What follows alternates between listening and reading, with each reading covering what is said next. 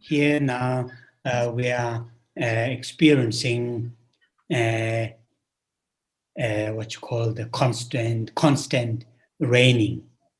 On the one hand, it is very good for the farmers because they really need rain. On the other hand, it is a little bit annoying constantly, raining without hardly any stop. But it is very good for the farmers. The surrounding Indian farmers are heavily dependent on, the rain. They don't have any irrigation system. They have some, the little bit better off family farmer may have some, water pump, but that's not that reliable because the electricity is not that great. So the raining is very good for them. At the moment, wherever I look, it's completely green. It's very nice. Okay. Yeah. Oh, yeah. So we will now close to our time to start. So, we will prepare to start the class. I guess we're going to mute everyone.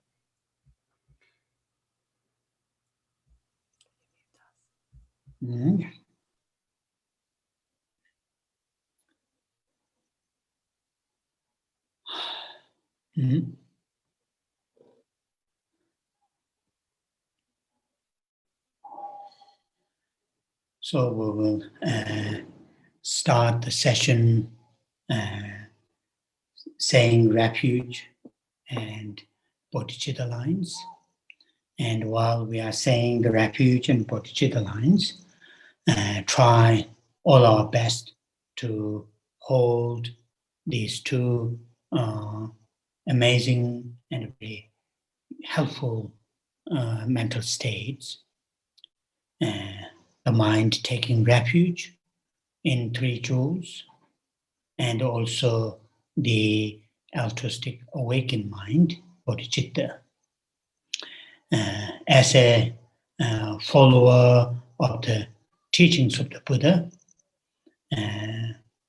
all the time, consciously or subconsciously, holding the mind, thinking, feeling the Buddha or the Buddhas as our teacher, mentors, and the Dharma, the teachings, as an actual means or methods to apply in our daily lives and to experience, to actualize in our within our mental continuum, and treating the Sangha members as our spiritual friends and supporters, and taking refuge in three jewels in these three different ways. Buddhas as a teachers, Dharma as to be experienced, actualized, Sangha as a spiritual friends, not only occasionally or not only when we are having difficult time, tough times, or when we are having good times, but all the time, holding that mind. And the purpose, same time, reminding ourselves, the reason why we are taking refuge in three jewels is oneself and all living creatures be free from dukkha, suffering, and the origins of suffering. And having that very, holding that mind in the morning, during the day, in the evening,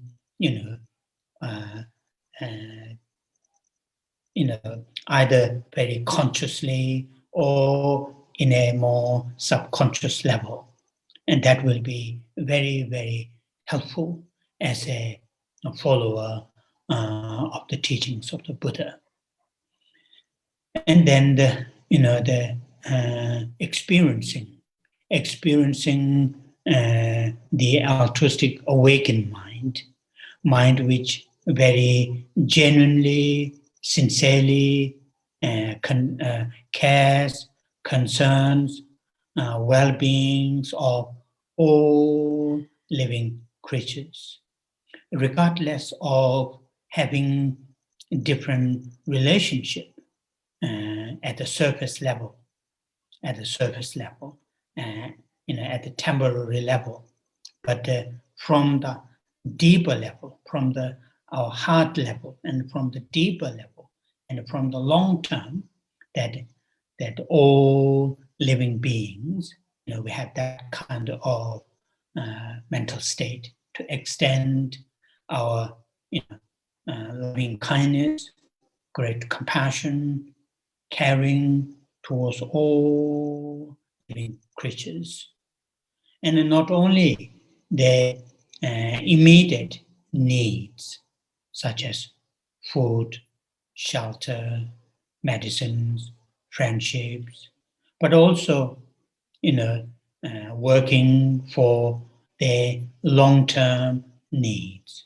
That is, that all living creatures, living beings, to experience the fully awakened mind, the full enlightenment.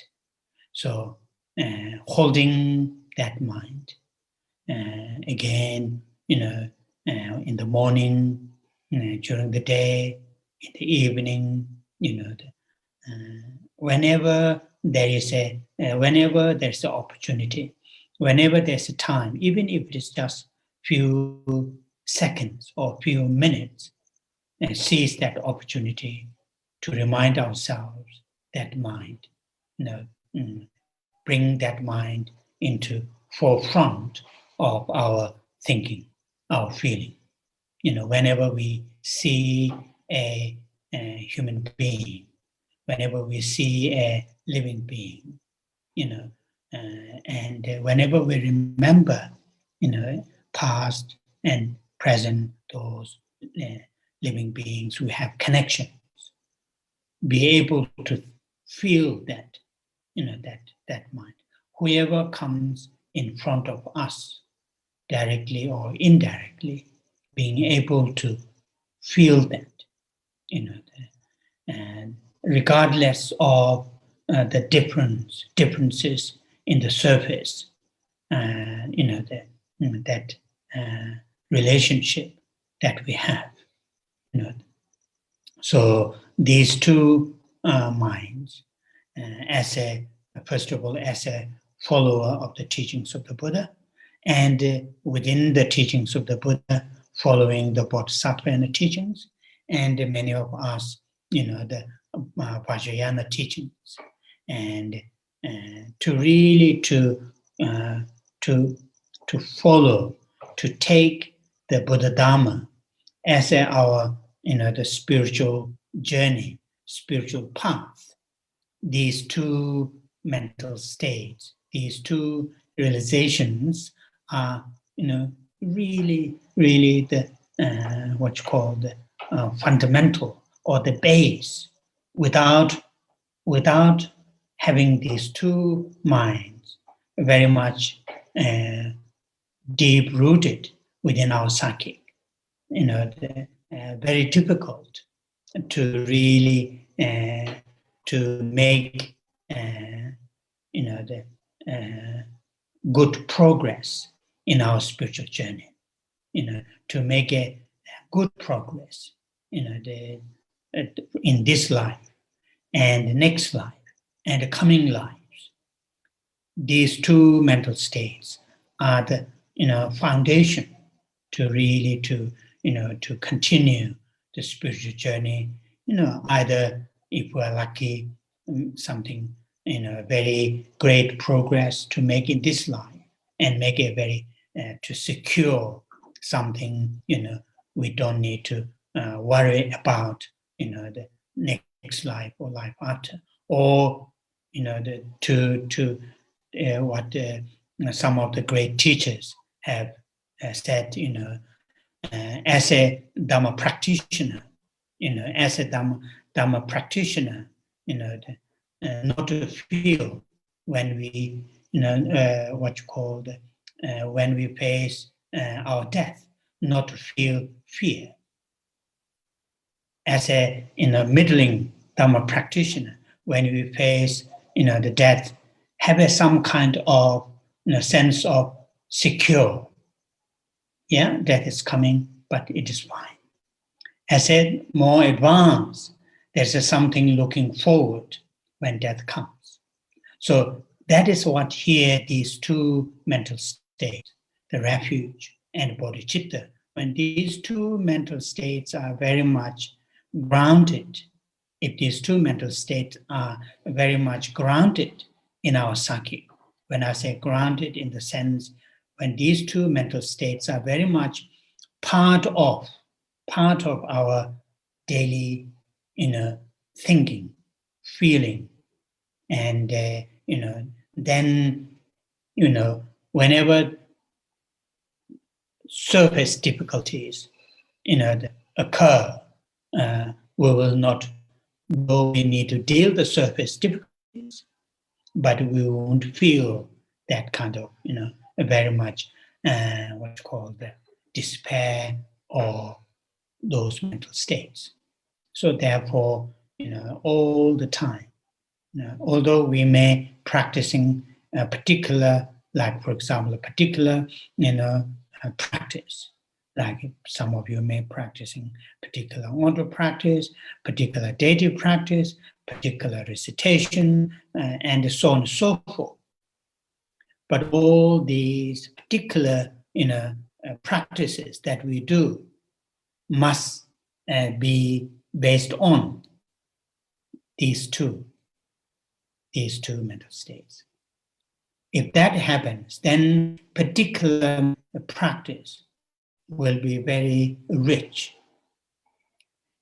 If these two, refuge and bodhicittas, particularly people who do the Mahayana practice and Vajrayana practice, if the refuge and the bodhicittas are not very much grounded, then even if we try to do one particular deity practice, one particular sets of practice, or so on and so forth, this won't be that much, it won't be rich, So therefore, that is very, very helpful to do. And I'm sure, many of you do this in the morning and also during the day. Very, very useful, helpful to, I think I have shared you this many times in the past. One of my teachers, used to say, just, the refuge alone, practice refuge alone is enough. If we do the just refuge practice with all those, what you call the, what you call the factors to make refuge practice rich and profound. He used to say, whole life you can just practice the refuge. And I can see now, when I was young monk, when I heard that, I thought, then why there are so many teachings are given? If the just refuge practice is enough. But now I can see why he's talking about that. So therefore, try, so we will say the refuge and the bodhicitta lines together 3 times.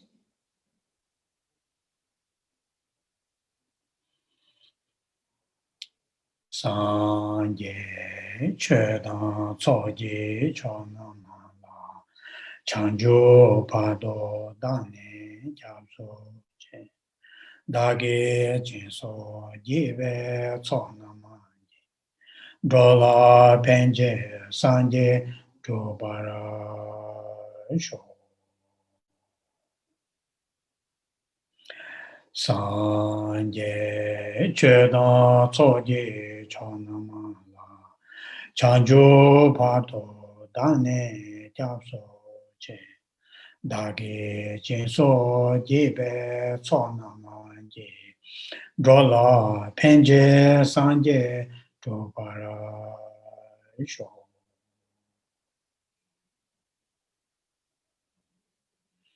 Sanje Chedan Tsoji Chonamala Chanjo Pato Dane Japso Che Dage Jinso Jibe Tsonamani Drola Penje Sanje Jobara Sho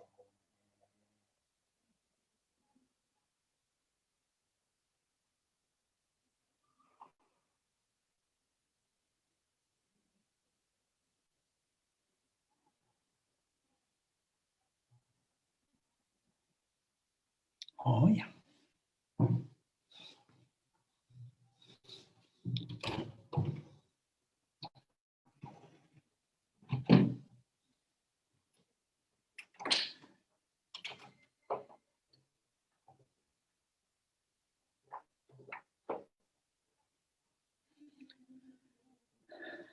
Oh yeah.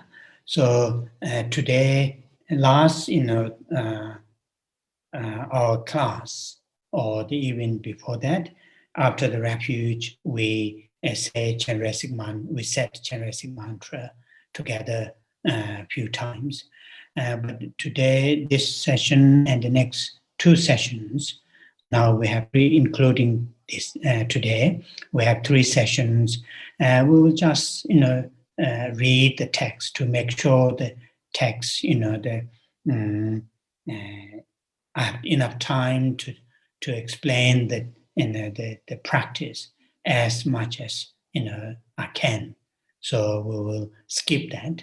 But as you remember, one of the main reasons why we chanted after the refuge and bodhicitta recitation, the purpose was mainly for two reasons.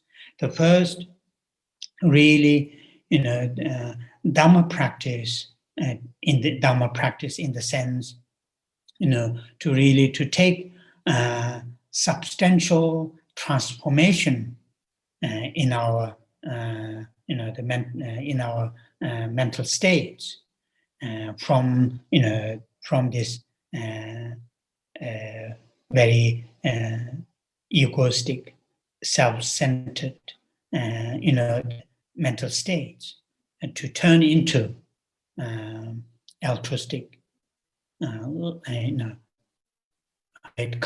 compassionate, to do that, and also wisdom, understanding, to that kind of substantial transformation to be taking place within our, or that our mind tune into that, then our basic states of mind, the basic states of mind must have the qualities of stillness and the clarity. Stillness and the clarity. In a commonly term is used in concentration. Stillness, in the sense, mind is general state of mind is not easily to be distracted, by the small things. Though in the surface, in our lives, and there are things are going round.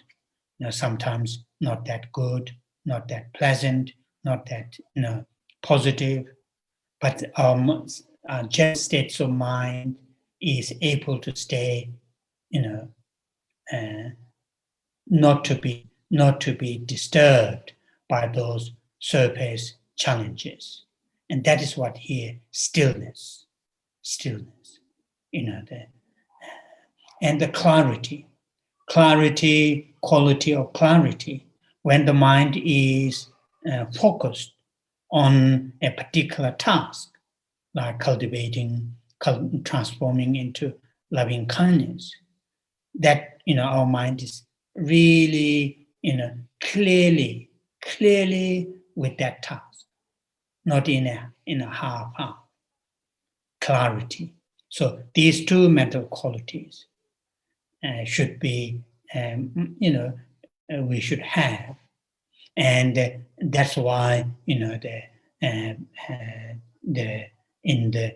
starting from the Buddhist from the Buddhist teachings point of view, when Buddha taught the four noble truths, and out of the four noble truths, the last noble truth, which is the path or the way, in there, there are three things that he taught, and out of the three, one is the concentration, the Noble Eightfold Path. Out of the Noble Eightfold Path, the three are related to cultivation of concentration. Although cultivation of concentration, is common practice in ancient Indian spiritual traditions, in Buddha Dharma, and also some other ancient Indian spiritual traditions. But why it is common? Because that is some kind of concentration or awareness, whatever term that we use. Mainly, I just mentioned having these two qualities: stillness and the clarity. And so that is what Buddha taught in his first teachings, with the ethics and the wisdom. So that is something, and not to forget or not to overlook that part of the cultivation of mental quality. And that's the first reason. And the second reason that we chanted Cheresic mantra is really because of this pandemic going on and so many sufferings going around in the world. And so for those two reasons, we recited the Cheresic mantra. So why I'm saying this is, that we, in the Tibetan Buddhist tradition,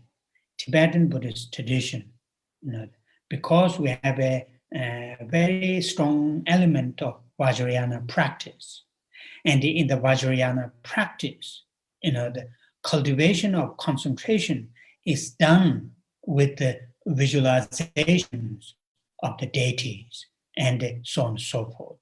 There isn't some kind of separate, saying that, although the teachings are there, but in the actual practice, this not that much emphasized, cultivation of concentration. So, but it is important. It is important for us to spend, every day, to spend 5-10 minutes to consolidate, to make sure, our general states of mind has that kind of qualities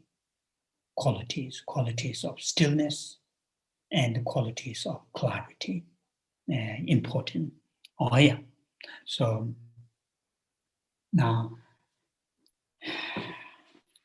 so our reading, we started this, reading this particular text, which,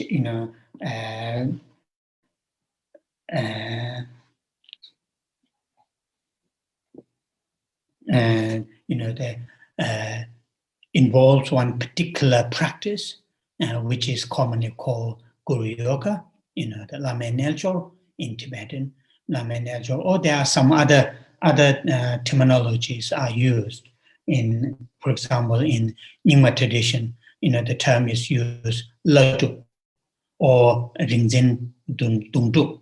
There are different terminologies are used. Commonly, Lama Nyaljo, the Lama Nyaljo, and that associate with one's own, spiritual master or masters, one's own spiritual master. And in this case, we are reading this particular text, which associate with Geshe Tsongkhapa, this great Tibetan master in 14th century. And so this Lama Nyaljo Guru Yoga is, visualization, and with the visualization, the activities to enhance, the merits, or all those activities are associated with the Geshe Tsongkhapa. Now, last week, I have just briefly mentioned before the reading the text itself from the first verse to engaging or to performing the preliminary practice, and this we already done last week, which is important part. That's why I explain a little bit detail, the importance of refuge and the bodhicitta at the beginning of this session. Then, of course, the having meditation on four immeasurables, which is something very, very nice to do. Preliminary practices are very much to make our mind, ourselves, ready to engage in the actual practice. If we've done the preliminary practice in a the proper way, in a what you call with the full involvement with our our full mental states are there, not like me when I recite those recitations. I remember I started that prayer, and then I remember, oh, it's now finished. Between those, no matter how many verses are there, hardly there's any awareness. Awareness is there at the beginning and at the end. They're not very much in the middle, and that is the sign of not fully participated in the recitation. So in the preliminary practice, when we do, really it is important to fully participate. Our mental state should be, and which I have mentioned maybe here, if we say verbally, what we are saying verbally, try to hear and what we hear, try to think in here. So that kind of circle is something quite useful to do that. So that is the preliminary.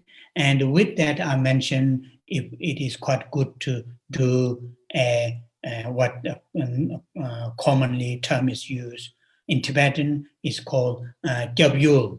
Gyab is the refuge. Yul, either translated object, the refuge object or refuge field.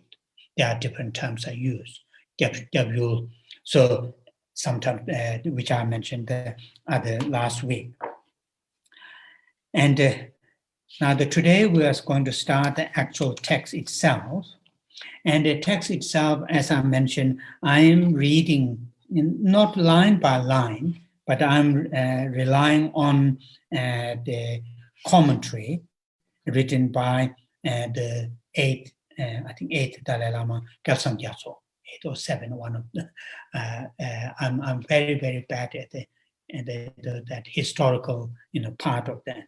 So one of those Dalai Lama, Gyaltsam Gyatso, and he has written. There are many commentaries, and in this book there's one short his commentary, which I have received several times from some of my great teachers So I'm not reading line by line. I'm just taking some of those important parts for us, particularly for the the Westerners, which may what you call the relevant or anyway, I'm mumbling. Mm-hmm. So it has three main, the entire text is divided into three main outlines. The first outline is called, the Sokshin Jen Tangpa. That means invoking or inviting the merit field. Invoking or inviting the merit field. That is the first. And so today we are going to read that under that outline. And then the second outline is Tela Tsongkhapa. Then rely on that merit field, then increase or enhance the merit or our spiritual the experiences.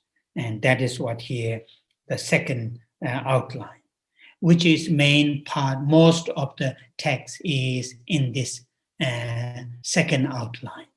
And third outline is Sowa Tamne Mutup Showa, making supplication, and then requesting the what you call the the blessings. So those are the three main outlines. And the first outline, now we can see people who have the text here, Tibetan Ganden Hla Gyama, A Hundred Deities of the Joyful Land. Why it is called A Hundred Deities of the Joyful Land, the visualization of the merit field that we are going to invoke, that we are going to invite, is associated with this pure land called joyful land, Ganden. And in that land is, the term is used, not really like the physical land that we can fly from one continent to another continent, or we can drive, or we can walk or circle. Not in that way. Land, in the sense that we can, in this case, we can visualize, we can imagine these, what you call the Sugigopa, image of these great masters. To have an image, to have this physical image, then there must be some kind of space. If there's no space, there won't be any physical, things to be visualized. And that's also here, and also in the Bodhisattva and the teachings, in the Mahayana teachings, in the Bodhisattva, those in the training, in the journey of, from the stage to stage. At a certain stage, there is there are practices called Sanjeji Xing Jiangwa. That literally it means purifying the Buddha's land. This is literal translation. Purifying the Buddha's land. What does that mean? What does that involve? That involves individuals. When individuals gradually, through the training, then eventually to attain, to experience enlightenment. to experience enlightenment. And with that experiencing full enlightenment, there is also called a Buddha's field, individual's Buddha's field. As last time we read, Buddha Amitabha's, Pure Land. There's a Buddha Amitabha's Pure Land. There is a Charesic Pure Land. There is a Tara Pure Land. There is a, the Medicine Buddha Pure Land. In fact, each and every enlightened beings, have their own Pure Land. So, like us, therefore, us, through the training in the, if I remember very clearly, it started when the Bodhisattvas reached at the 8th bhumi, eighth stage. There are 10 stages to go, and the 8th stage, then Bodhisattvas to train to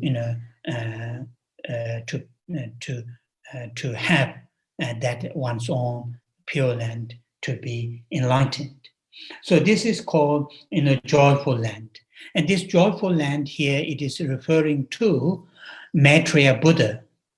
Maitreya Buddha. Maitreya Buddha, who is the fifth Buddha.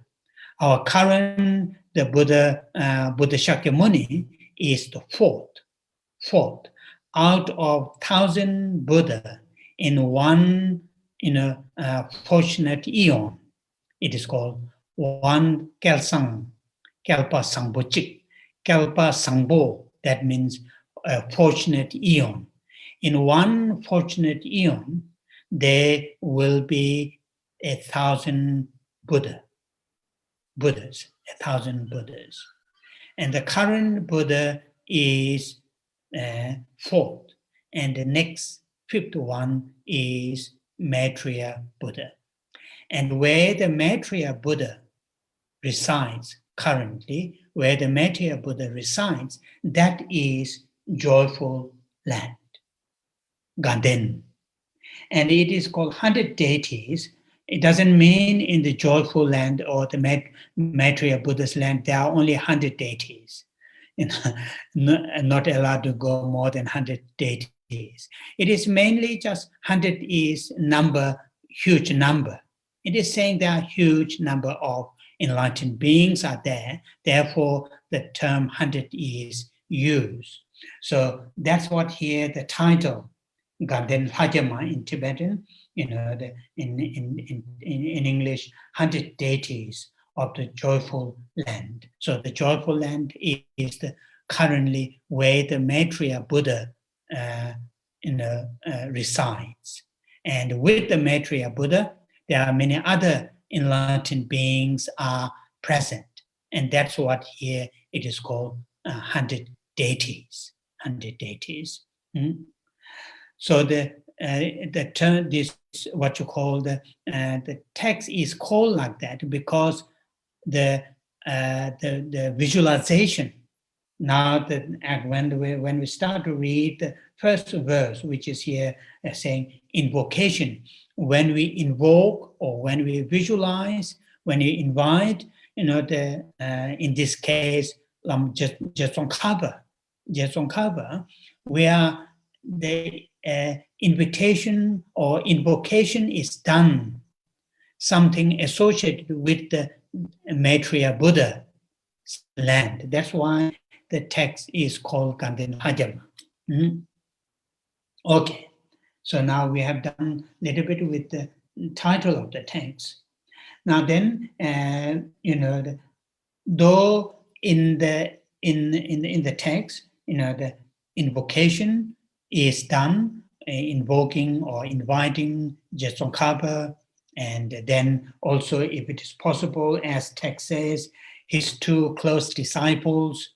But in the aspect of Geshe Tashi, in this case, you can, also, think your own, this root guru or your own root master, root master or root guru who is embodiment of all the, your teachers all your masters, spiritual teachers, all the Buddhas, and all the deities, particularly your personal meditational deities. And that is what here, in terms of the overall visualization. Now I'll read the text in Tibetan, those first 4 lines. Ganden Hla Gyama tukane rabgar shosar pundin chunzin tser.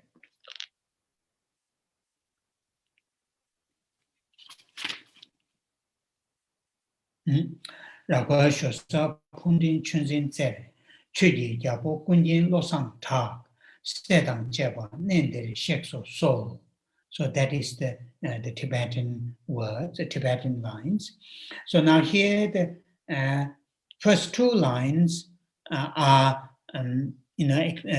explaining to us, the visualization, what to visualize, how to visualize. So the first line, is, as in English, it says, from the heart of the surveyor of 100 deities of Tushita. So this first line, Ganden Hla Gyama. So this, the joyful land where, the Maitreya Buddha is present, resides in that land. And from that land, there are lots of description. I will not go all the detail of that, but in front of us, in the space, facing towards us.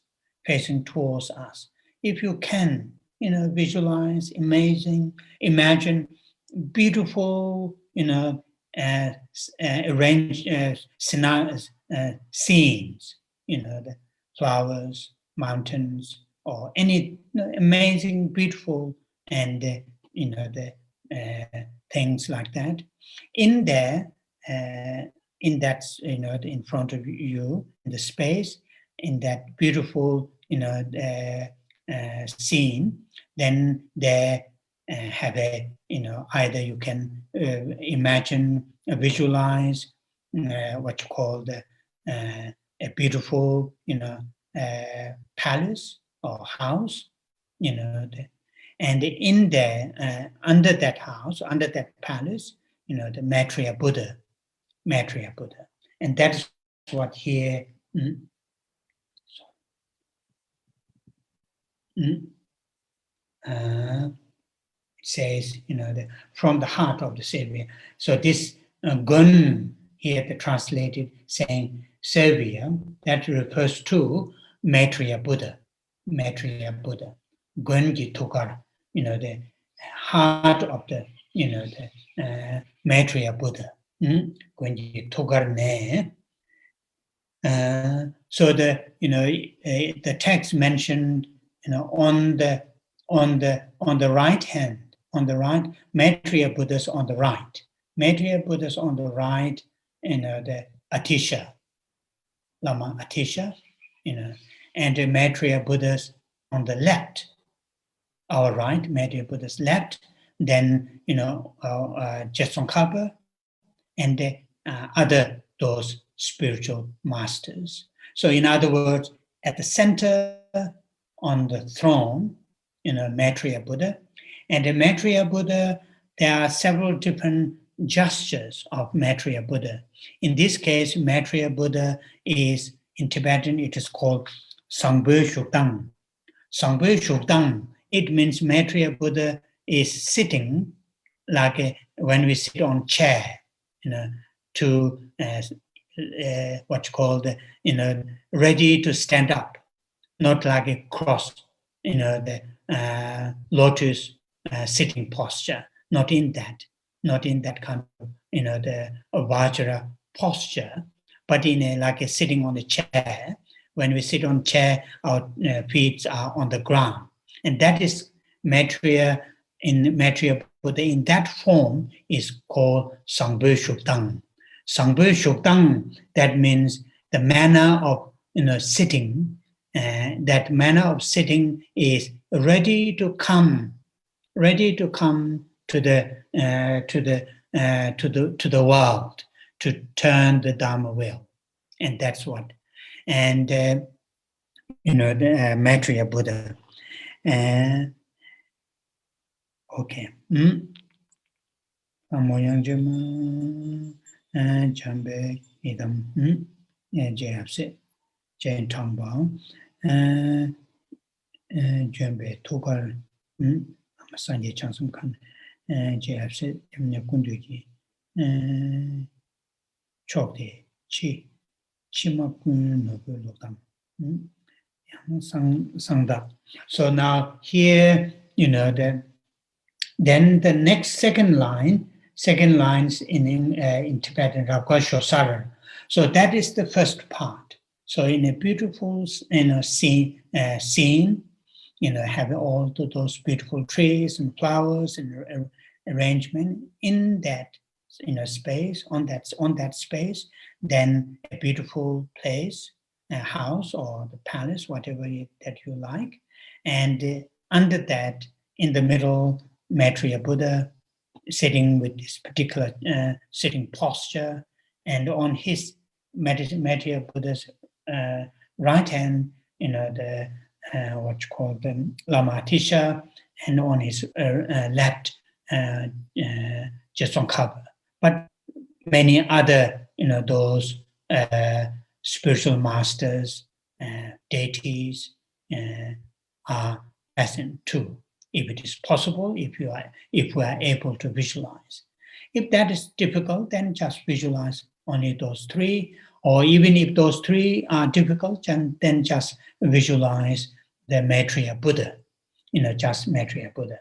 It is that kind of visualization, just visualizing a single figure is called Kundu Nobulu. Kundu Nobu, Kunduba means, the encompassed all, or the all, all the one's own spiritual masters, meditational deities, Buddhas, and Bodhisattvas are embodied in one figure. And when we visualize that one, that is also, can people who have difficulty to visualize many, that's also fine. So from Maitreya Buddha's heart, then there are some other figures, but I will not go that.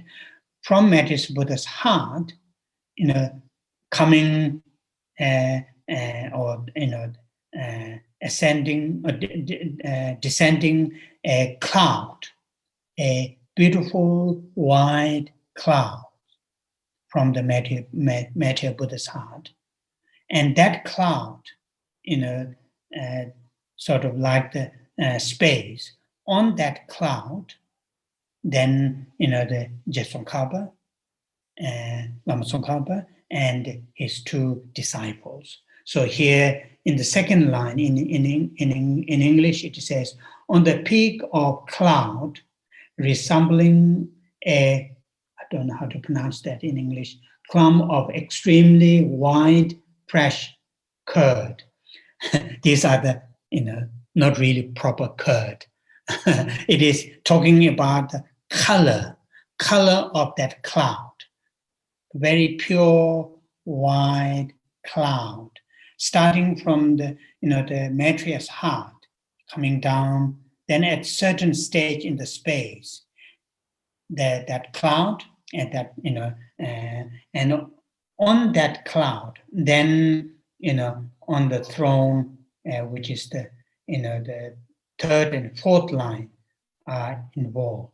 So in the second line, Rakwar Shosar, Ponding Chunzin Zer, this, when it says extremely white, fresh curd, it is talking about just giving a very fresh, white, very bubbling, beautiful cloud, and on the peak of the cloud resembling. So that is the base way that Geshe Tashi is visualized. On the cloud, starting that cloud start from the matter's heart, then eventually that form as some kind of beautiful space, which is in a form of cloud. And on that, then Geshe Tashi sits on a throne, on a beautiful throne. And on the top of the throne, as normally we visualize lotus, on the lotus, moon disk, on the sun disk, on the sun disk, moon disk. Then on the, those three, lotus, sun, and moon are like a cushion. On the cushion, then Geshe Tashi, with a form of fully ordained monk, with the fully ordained robes, and with the painted, the head. His two hands are at the heart. It is called Geshe Tashi. Geshe means the mudra of teachings, and that means two hands are in his heart, like two, what you call the first finger and thumbs are joined like this and facing each other at his heart. And that gesture is called, teaching Geshe Tashi, gesture of teaching the Dharma. And from this, his right hand between the thumb and the index finger, then a stem of lotus, goes of upala, stem of upala goes down through his, then opens on the top of his right shoulder, on the top of his right shoulder, and there, on the top of the lotus,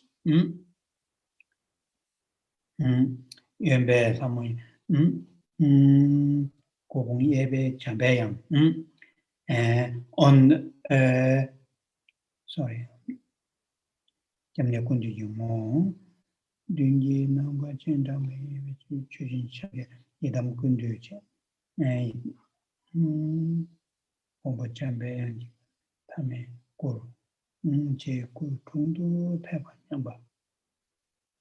so the on his that on the top of the upala flower on his right shoulder, there is a the what you call the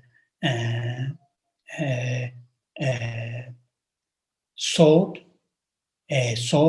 a double-edged sword, which represents Manjushri, and on his left hand, again from the finger and thumb, once again the upala stems goes, and the upala flower opens on his top of what you call the shoulder. In there, there is a the what you call the becha, a volume of teaching. How do you say, a book, a book, and that represents the. Okay, I'm getting a little bit confused. Some of my other visualization. Kupang yebe jambeyam, yembe pamo yangjema, shubasipa, kuyu tungdu. So the jambeyam, this Manjushri, and on the Maitreya, the teachings, the Maitreya, and the Lepam, the teachings, that textbooks representing Maitreya. And Chaningbo. So that is the central figure, Geshe Tashi. So, although in a form of Geshe Tashi, you can imagine your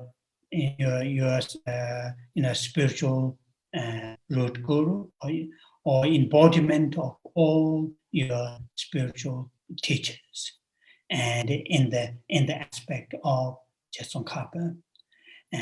So that is what here the main figure. Then, if it is possible, on the right hand of the Geshe Tashi, from the Geshe Tashi's right hand, on a little bit lower throne, is one of his main disciples called Gyasabje, and on his left, again a little bit lower, throne, one of his main disciple called Kedukje. So, and these two are his main disciples, and they, of course, fully ordained monks and wearing the fully ordained full robes, and hand gestures are the right, what you call the right hand, like this. On left hand is on a teaching mudra, and right hand is on the lap in a meditative gesture, and holding a book, the pecha. So both are same. If people who like to visualize, the Gyasabje on his Geshe Tashi on his right, who is a little bit older in terms of the aspect, little bit in terms of age, older than the Kedukje on his Geshe Tashi's left. So these are the three figures and the text which mentioned.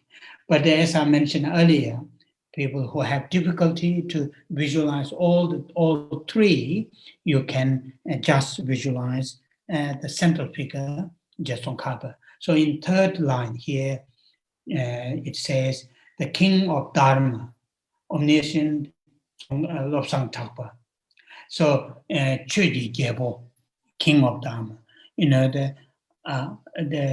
During the 14th century, when Geshe Tashi, during the Geshe Tashi's time, though there were many great teachers, in Tibet, before Geshe Tashi, after Geshe Tashi, there were many great teachers, and also during Geshe Tashi's time, he was one of the outstanding great teachers, and that's why the term is used, the king of Dharma, Chögyé Gyebo, which is commonly used in Tibetan, in Tibetan language. Term this is commonly used. Chögyé Gyebo, Kunyen Losanta, Kunken, omniscient here translated.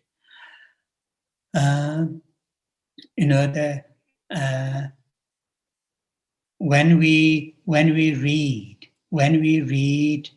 Geshe Tashi's writings, there are 18 volumes, and most of those 18 volumes are really important, dealing with a very important subject, important topics. Many of them are, for example, there are 5 texts, out of 18, there are 5 texts, really very much dealing with the teaching on emptiness.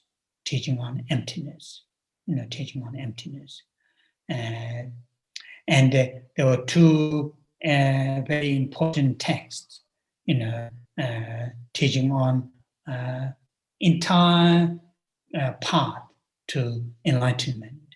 That those are the 2 gradual paths, the great treatise Lamrim Chemo, great treatise of the path to enlightenment. One is most extensive one, The other one is a little bit, the term is used, middling Lamrim text. And if you look at it from the Vajrayana teachings point of view, there are several important texts on the Guru Samaja, one of the main meditational deities, on Guru Samaja. And again, within those 18 volumes, there's one big volumes. Full volume is dedicated, again, teaching on stage by stage, step by step, how to practice Vajrayana. It is called in Tibetan, it is called Ngagrim Chemo. Ngagrim means gradual path, in the Vajrayana, gradual path, within gradual path in the Vajrayana teachings, Ngagrim Chemo. So many important topics are, explained in these 18 volumes. So there you can tell how, what kind of teacher, what kind of master he was. And, then also if we look at his, not only writing in the teaching, also his lifestyles, studying, giving teachings, and also constantly going into retreats.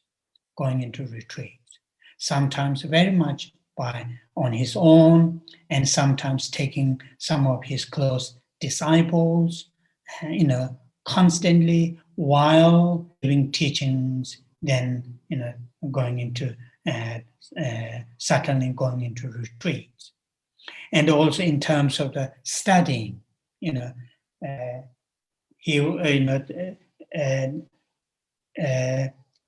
Tsongkhapa came at the time when the, entire 108 Gangyur, that, sutra translation, and the 230 something volumes of Tengyur, all those Shastras translations are completed in Tibetan, in Tibetan language.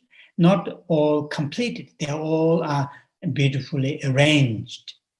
So in the Geshe Tsongkhapa's time, entire these, the more than 300 texts are available to study, those great Indian masters' texts. And very often he had spent time, very often he had spent time in those places where these texts are readily available, to study. And also you can tell, if you read, like for example, many of you have read Geshe Tsongkhapa's Great Lamrim, great treatise on the gradual path to enlightenment, Lamrim Chemo. When you read the text, you will see, from the text, you will see, how much he had read, he had studied Indian masters' texts. Almost, if you look at the Lamrim Chemo, 90% of quotations when he explains practice and the points, when he explains that, 90, and then after his own explanation, then he make quotes from 90% from Indian masters, either from the sutras or Indian masters' commentary from Shastras. And that you will tell, we can tell how much he had, learned and also studied.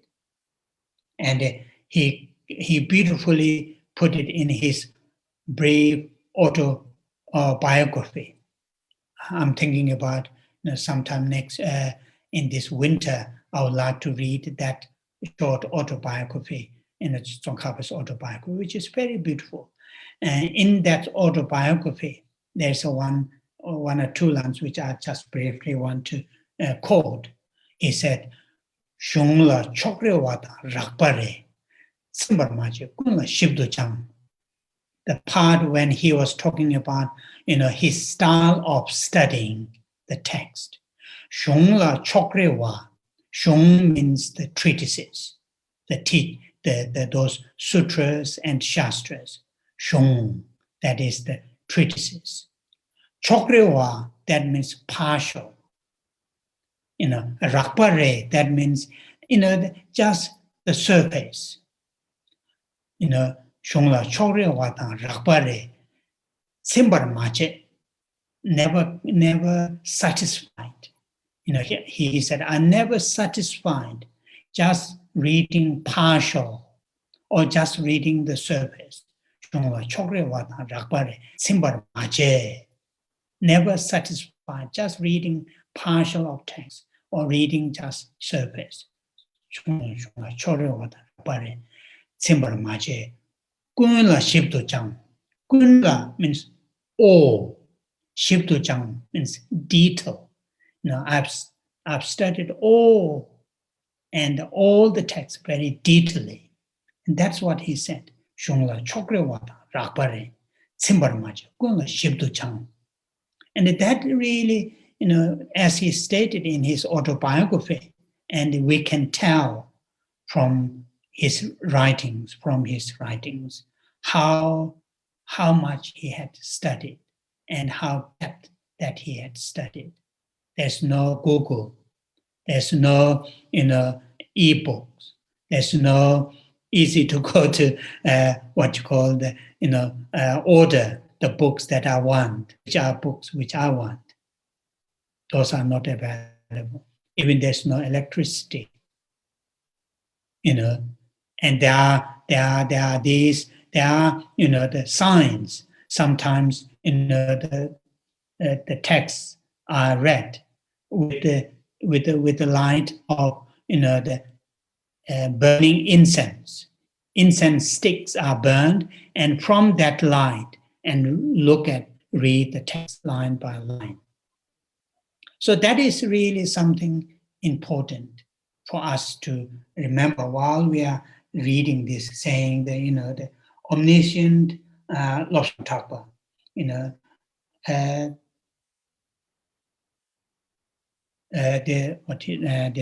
one of the great Indian master,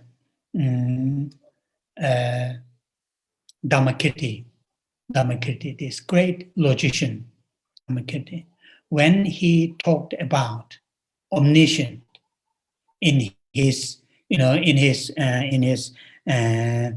meaning of omniscient, in his this amazing text, Logic and Epistemology, Pramana Vatika. In the second out of the 4 chapters, in the second chapter, where the chapter which explains the historical Buddha is enlightened person, enlightened being. Historical Buddha is a trustworthy person. And there he says, Ringpo Tongyang Meyang Rung Debe Tingi Tembar Che. So whether historical Buddha sees long distance or not, in terms of the physical, whether he sees long distance or not, whether he smells something very detailed, smells or not, historical Buddha, he show us or he teach us what we really need without any mistakes.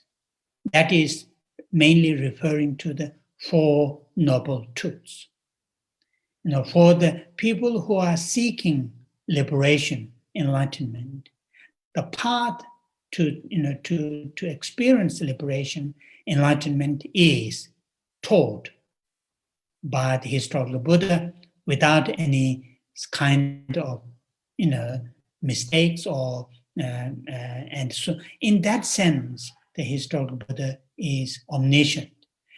With what he said in the Dhammakittis in the second chapter, historical Buddha Gautama taught 4 noble truths. With regard to the 4 noble truths, there's no mistaken element. In that sense, he is omniscient. So omniscient in that sense.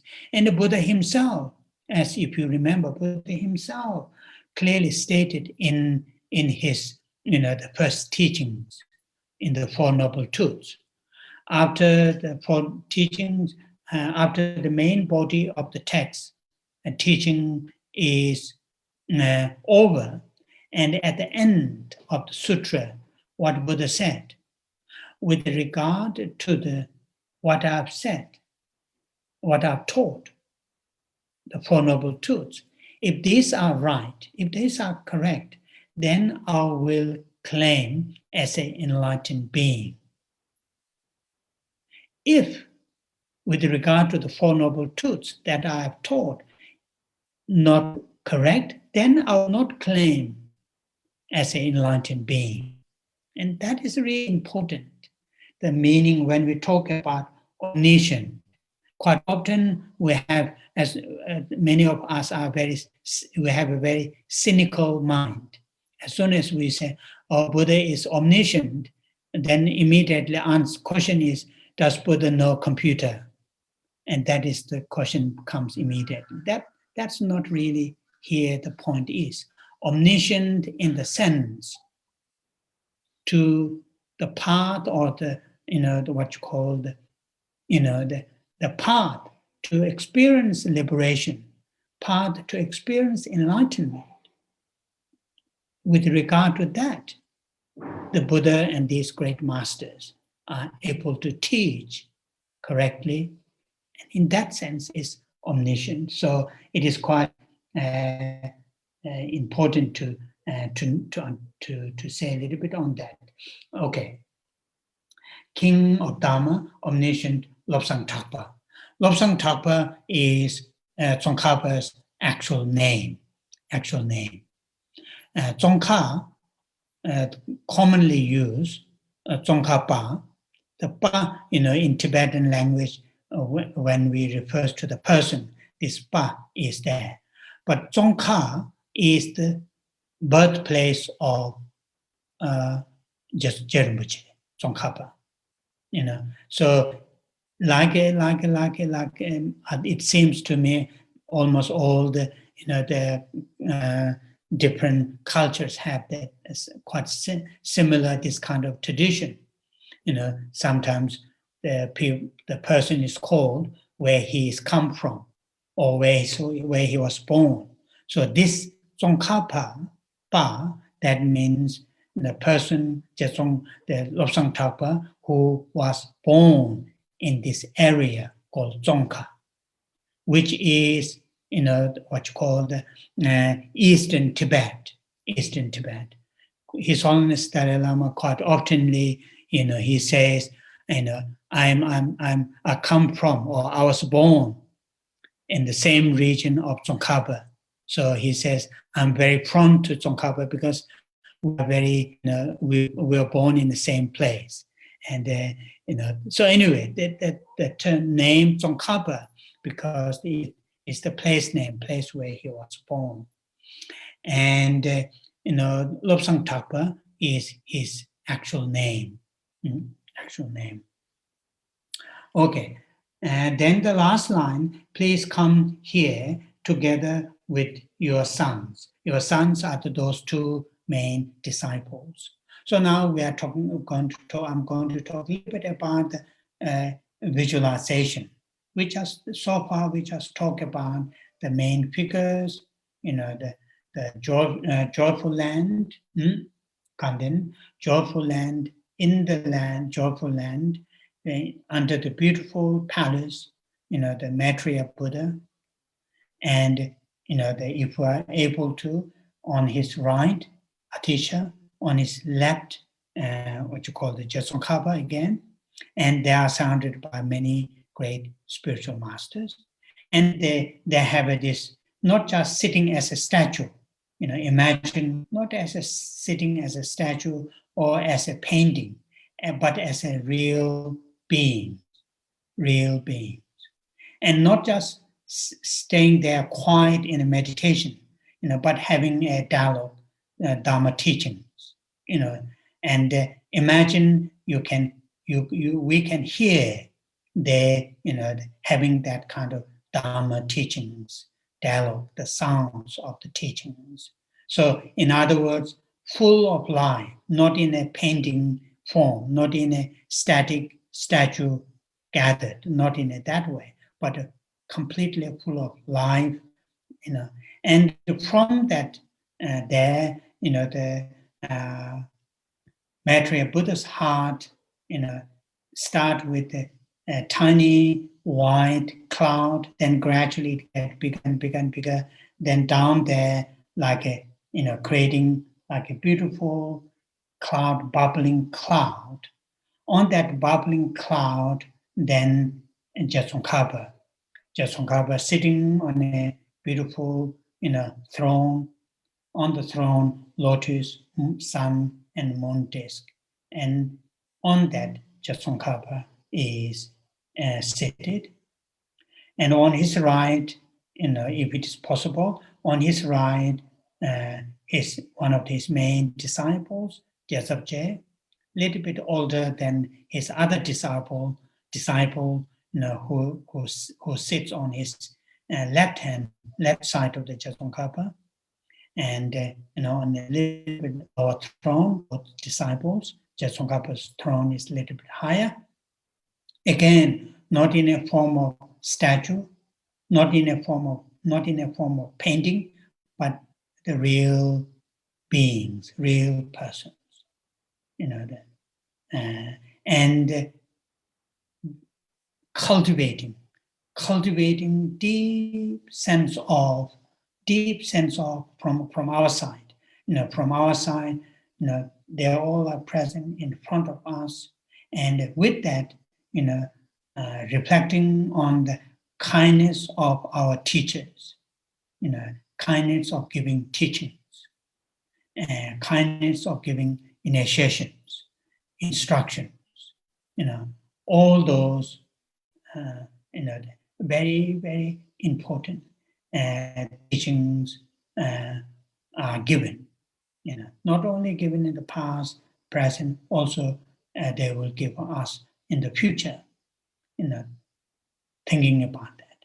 And same time, cultivating deep sense of conviction with reflecting on their great, those great teachers, great qualities.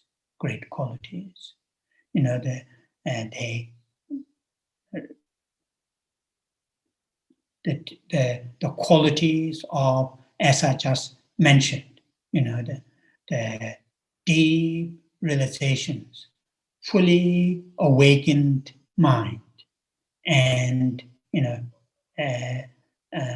sees, understands all the journey, spiritual what's called spiritualities or spiritual journeys, and without any hesitations, but with the kindness, with the great compassion to give us, to show us all those, the paths, or give us those teachings. So, like in the people who have read, in Lamrim or in other texts, kindness of the gurus,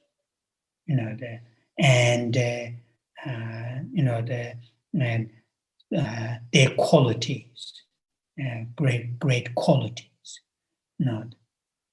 So cultivating that kind of things. So in other words, reflecting on those kindness of giving teachings and their great qualities, reflecting on those, then developing or cultivating deep sense of closeness, deep sense of closeness. Closeness in the sense, without their kindness, giving teachings, initiation, and so on and so forth, our spiritual journey will not take place. Our spiritual journey will not make progress. And without this connection, this relationship, we will not experience the fully awakened mind. So in other words, as in many of the texts mentioned, for example, root guru, root master, root teacher, spiritual teacher. Why it is called root? Like the tree, to have the fruits, beautiful, what you call the fruits and flowers and leaves, everything very much depend on having that tree, having good, deeply rooted, roots are deeply and rooted under the ground. Similar to that, entire our spiritual development, spiritual journey, spiritual achievement are very much dependent on those our spiritual teachers, and that is here the meaning. We need to cultivate. So with that kind of and thinking the presence of the Geshe Tsongkhapa in the aspect of Geshe Tsongkhapa and his two disciples, if it's possible, otherwise in the aspect of Geshe Tsongkhapa, in the nature of one's own teacher, one's own root guru, or spiritual master, and then to really cultivate that kind of strong sense of closeness, and that is the visualization or invocation of that. So please come here. Please come here.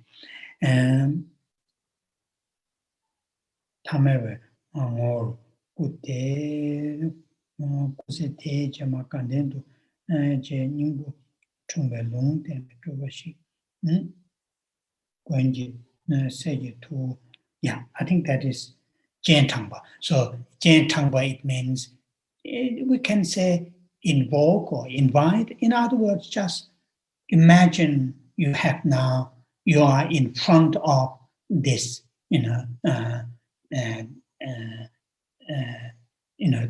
these Geshe Tsongkhapa and above Geshe Tsongkhapa, Maitreya Buddha, they are in front of us. They are fully present in front of us, and that's what the meaning of invocation. There are several ways to say the invocation from where we invite them.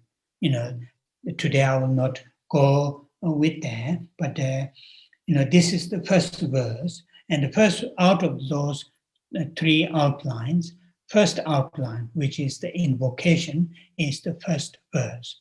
Now the next coming verses are then under the second outline, which is accumulating the merit or increasing our spiritual what you call the merit or spiritual merit. So it is called a merit field, Tsokshing, because inviting them or visualizing them in front of us, then the coming activities, spiritual activities are done.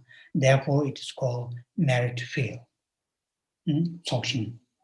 Okay, so that is my today's blah blah. Sorry, it is a little bit longer than our usual our 15 minutes.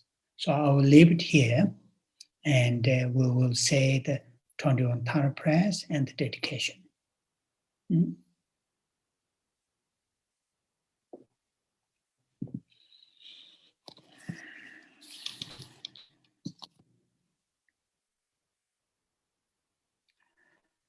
Om Geshe Ma Pama Toma La Cha Tse Chanze Doma Nyuma Pa Chene Geche Lodanta Jigden Songgon Chuji She Kesa Jiwa Lene Chong Chanze Dongge Dawa Gendo Kanwa Jene Zibe She Kama Tongda Tsoba Namanje Rato Chewe Rabara Chanze Sengwe Chone Je Peme Chane Nabara Je Jemba Zundu Kato Shewa Seba Samden Juni Chanze Teshin Shebe Zodo Taye Nambara Jawa Che Malu Paru Jimba Tobe Jawe Seji Shindu Dem Chanze Doda Rahun Yige Doda Choda Namka Kan Jigde Dombo Shabji Nende Luba Meba Guba Nem Chanze Gyajin Mela Tsamba Nongla Natso Wanchu Che Jombo Rolan Tisa Namanda Nijun Soje Dune De Chanze Deje Chadang Peje Paro Togo Rabdo Jom Ego Yunjan Shabdi Nende Meba Toba Shindo Bara Chanze Dure Jiba Chenpo Digi Pao Nambara Jom Chuje Shane Tonye Denze Dao Tamje Malu Se Chanze Kunjo Sumzen Chaje Seme Toga Nambara Je Malu Choji Kolo Je Rangi Veji Sonama Che Chanze Rabdo Kawa Je Ojin Veji Tenwa Be Sheba Rabshe Dudara Dudan Jigden Wandu Tse Chanze Sashi Jongwe Tso Tamje Guba Nima Nye Chonye Yewa Yige Honge Pongba Tamje Nambara De Chanze Tawe Dombo Oye Jemba Tamje Shindo Rebe Chone Oba Mele Tabara Shindo Rabase Chanze Kebe Tama Me Barwe Chengwa Wene Yejan Yungum Kune Koke Daye Pune Nambara Jo Chanze Sashi Ngola Chage Teje Nujin Shabje Dong Chonyi Jinze Yige Honge Remba Dumbo Namnige Chanze Dema Gema Shema Nyangen Deshin Junye Soa Omdang Yangda Debe Deba Chenpo Jomba Nye Chanze Kune Koraba Gabe Daye Lune Nambara Ge Ige Jubu Ngani Gube Deba Hongle Joma Nye Chanze Turi Shamni Dabe Honge Nabe Sabe Nye Ramenda Radang Beje Digden Sumna Yewa Nye Chanze Lai Soi Nambe Rida Dajin Chana Na Dara Nije Peje Yige Duna Malu Bane Se Chanze Lai Sonam Jebo Pada Miem Ji Dem Gune Goja Gawa Ji Ji Zeda Melam Ngemba Se Chanze Nima Dawa Jebe Jinye Bola Verva Se Hara Nije Dodara Shindo Tabwe Rimne Se Chanze Tini Sumnam Gurbe Shive Toda Yangda De Duda Rolan Nijin So Jomba Ture Rabjo Nye Zare Ngaje Doba Dida Chanze Wane Nishu Za Je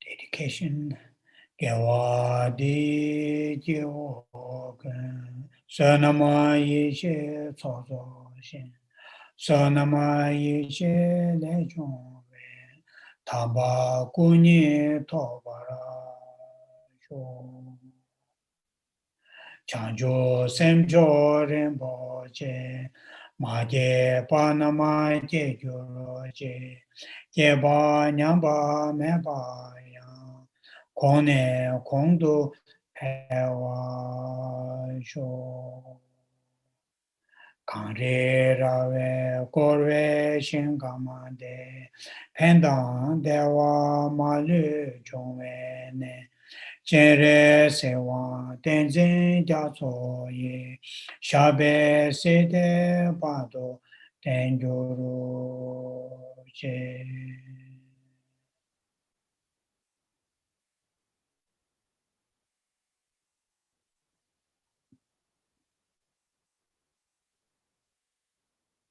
Oh, yeah.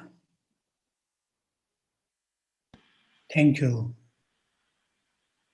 Thank you. Yeah. Thank you. Thank you, Geshe. Thank you so much, Sila. Thank you. very much. Thank you, Geshe. Thank you. Thank you, Geshe. Yeah. Good night. Thank you. Thank you, Geshe. I will see you next Sunday. Okay. Have a good day. I hope you haven't I hope you haven't missed your football. No, it's tennis right now. It's tennis right now. Okay. Thank you. Thank you, Geshe. Bye-bye. Thank you so much, Thank you so Geshe. much. Thank you very, very much. Oh, yeah. Suchina.